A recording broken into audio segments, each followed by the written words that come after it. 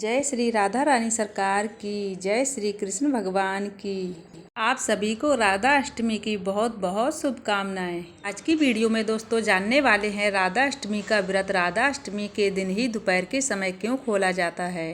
राधा अष्टमी का व्रत राधा अष्टमी के दोपहर के समय तक ही क्यों होता है, इसके पीछे कौन सा कारण है, ये सारी बातें आज की वीडियो में जानेंगे। साल 2023 में राधा अष्टमी का पर्व 23 सितंबर शनिवार को मनाया जाएगा।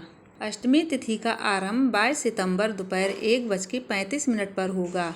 अष्टमी तिथि की समाप्ति 23 सितंबर दिन शनिवार दोपहर 12:17 पर हो जाएगी। तो उदय तिथि के अनुसार राधा अष्टमी का व्रत 23 सितंबर दिन शनिवार को ही रखा जाएगा, जो कि 23 सितंबर शनिवार को सूर्योदय के साथ ही अष्टमी तिथि है। तो दोस्तों अब मैं आपको बताने वाली हूँ श्री राधा अष्टमी का व्रत राधा अष्टमी के दोपहर के समय ही क्यों खोल लिया जाता है। तो आप सभी ध्यान से और इस कथा को श्रद्धा भाव से सुने।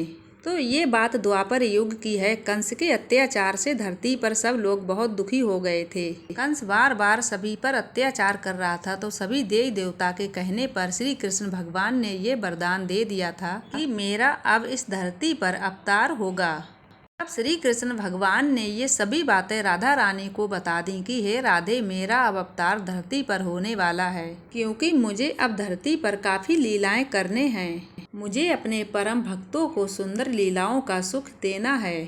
हे राधे, वासुदेव और देवकी के यहाँ मेरा अवतार होगा, लेकिन मेरी सुंदर लीलाओं का सुख और मेरा सुख जसोदा मैया और नंद बाबा को देखने को मिलेगा। बाद में मैं लौटकर वासुदेव और देवकी के पास चला आऊँगा।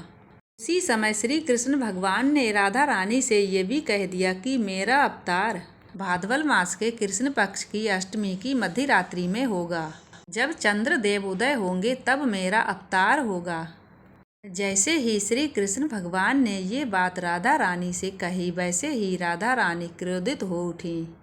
राधा रानी ने कहा, हे कन्हैया, ये तो बड़ी गलत बात है। आपके जो भक्त हैं आपको प्रसन्न करने के लिए जन्माष्टमी का व्रत रखेंगे, आपके अवतार दिवस के दिन व्रत रखेंगे और उनको आधी रात तक भूखा रहना पड़ेगा, प्यासा भी रहना पड़ेगा। आपके भक्तों को अति कष्ट होगा। हे कन्हैया, आप तो अपने भक्तों पर कृपा करने वाले हो, आप तो अपने भक्तों को सदा सुख देते हो, किंतु ऐसी क्या बात है जो अपने भक्तों को अब आप दुख देना सोच रहे हो। हे कन्हैया, ये सोच कर तो देखो कि आपके भक्त आपके अवतार के दिन आपके लिए, आपकी याद में आपके नामों का संकीर्तन करते हुए, आपकी कथाओं को सुनते हुए आधी रात 12 बजे तक भूखे रहेंगे। हे प्रभु, इसमें कौन सी दया की बात है। तो अपने भक्तों पर सदा दया करते हो, लेकिन ये दया नहीं, ये तो निष्ठ होता है। ऐसा तो बिल्कुल भी नहीं होना चाहिए। राधा रानी के इन वचनों को सुनकर श्री कृष्ण भगवान कहने लगे, हे राधे, मैं तो अपने वचनों से बंधा हुआ हूँ। मैंने अपने श्री राम अवतार में चंद्रदेव को ये वरदान दिया था, हे चंद्रदेव, मैं अपने द्वापर अवतार में मैं तुम्हारे सामने आऊँगा। हे चंद्रदेव, जब तुम उदय होगे तब मेरा अवतार होगा। हे राधे, मैं तो चंद्रदेव को ये वरदान दिया हुआ हूँ, मैं अपने वरदान से बंधा हुआ हूँ, तो मेरा अवतार तो मध्य रात्रि 12 बजे होना निश्चय है। राधा रानी कृष्ण भगवान के ये वचनों को सुनकर कहने लगी हैं, हे प्रभु, कुछ भी बात हो, परंतु अपने भक्तों के उचित ये प्रभाव बिल्कुल भी ठीक नहीं है। आपने अपने भक्तों के बारे में कुछ भी नहीं सोचा। उस समय ठाकुर जी राधा रानी से कहने लगे, हे राधे, मेरे अवतार का तो समय निश्चित हो गया है, परंतु आपको भी धरती पर लीलाएं करने के लिए अवतार लेना है, तो आप अपने अवतार के लिए समय निश्चित कर लीजिए। जब आपकी इच्छा हो उसी समय आप अपना समय निश्चित कर लीजिए।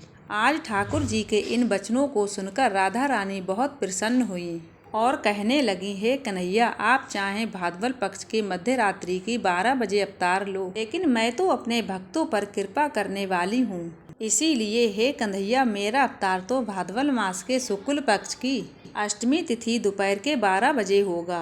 और मैं अपने भक्तों को वरदान देती हूँ, मेरे अवतार के दिन मेरे भक्तों को दोपहर के 12 बजे तक ही मेरा व्रत रखना होगा। श्री राधा अष्टमी के दिन मेरे भक्त दोपहर के समय ही व्रत रखेंगे। मेरा अवतार होने के बाद वो मुझे भोग लगाने के बाद उसी प्रसाद से अपने व्रत का पारण कर लेंगे। दोपहर 12 बजे के बाद राधा अष्टमी का व्रत खुल जाएगा। फिर वे मेरे जन्म के बाद राधा अष्टमी का उत्सव मनाएंगे, खुशियाँ मनाएंगे।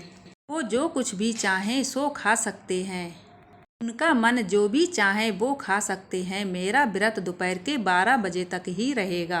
12 बजे मुझे भोग लगाने के बाद उनका व्रत खुल जाएगा। मैं अपने सभी भक्तों को ये वरदान देती हूँ और हे कन्हैया, मेरे भक्त राधा अष्टमी का जो व्रत रखेंगे मैं उन पर सदा अपनी कृपा करती रहूँगी, सदा उन्हें अपनी छत्र छाया में रखूँगी।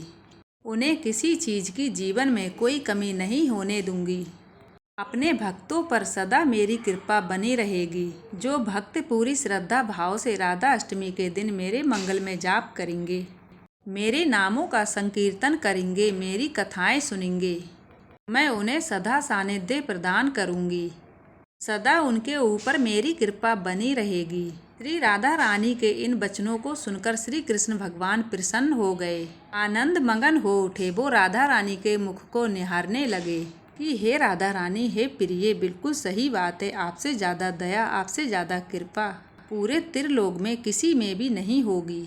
जैसे आप अपने भक्तों पर कृपा करती हो वैसी कृपा और कोई नहीं कर सकता है। हे राधा रानी, मुझे आपकी बात सुनकर बड़ी प्रसन्नता हुई है कि आपके भक्त राधा अष्टमी के दिन दोपहर के समय तक ही व्रत रखेंगे। उसके बाद जो कुछ भी चाहें खा सकते हैं, खुशियाँ मनाएंगे और उत्सव मनाएंगे। हे राधा रानी, मुझे बड़ी ज़्यादा प्रसन्नता हुई। के बाद श्री कृष्ण भगवान ने श्री राधा रानी से परम एक सुंदर वचन कहा है कि हे राधा रानी, जो भक्त आपके जन्म उत्सव के दिन राधा अष्टमी का व्रत रखेंगे और राधा अष्टमी का उत्सव धूमधाम से मनाएंगे, उनके ऊपर मैं सदैव अपनी कृपा बनाए रखूंगा। हे राधे रानी, मुझे बड़ी प्रसन्नता हुई कि आप अपने भक्तों पर सदा कृपा करने वाली हो। तो राधा रानी की इच्छा के अनुसार जो लोग राधा अष्टमी का व्रत रखते हैं उनको केवल दोपहर के 12 बजे तक ही व्रत रखना पड़ता है। श्री राधा रानी को पहले फल से भोग लगाकर उसी फल से अपना व्रत खोल लिया जाता है। उसके बाद श्री राधा रानी के मनपसंद अरबी की सब्जी और रोटे का भोग लगा सकते हैं।